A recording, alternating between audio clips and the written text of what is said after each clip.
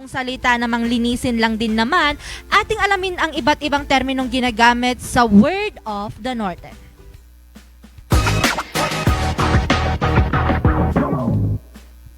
Ayan, ang Word of the Norte natin ngayon ay ang salitang linisin. Ayan, linisin. Linisin mo ang Linisin kalat mo. mo. Diba? O, ano? Sa Ibaloy, shidusan. Shidusan. Shidusim, dugit mo. Dugit. Ay, ganun pala ang dugit mo. Sa Ilocano, dalusan. Dalusam tawarang mo. Warang mo. Warang mo. Warang mo. Waram. Warang, okay.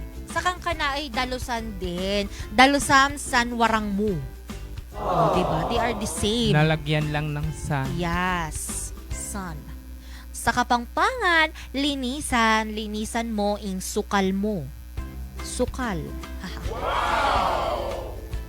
Ayan, at mga bas sa Pangasinan naman, linisan. Linisan mo, tay dutak mo. O, diba? Dahil pag hindi mo linisan yan, magrarap tong mama mo. Mama mo. Oo, totoo. Kaya kailangan...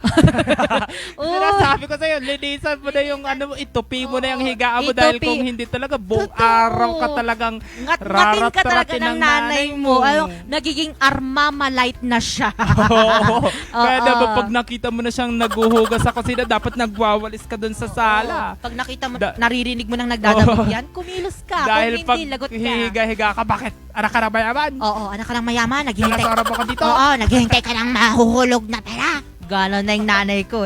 I know that lines. I know that Wow. lines. Oo. Talagang gamit na gamit ah. Oo, nasanay ka na. Nasanay na ako. Oo. Pero kaya nga every morning, Oo. well, hindi naman every day. Oo. May May mga araw may mga lang. araw talaga Oo. naman. Napagod naman talaga at nagmamadali pa ang babaeng ito. Pero thank you to my mom kasi lagi niya pa rin, siya naman minsan ang nagtutupin ng aking mga kumot na oo. Kasi pagod naman yung anak ko, yun ang rason niya. Pero pag uwi, atamanon, baganon, tumanon, awanan. I love you, mama. Oo, sarap-sarap daw ng igado.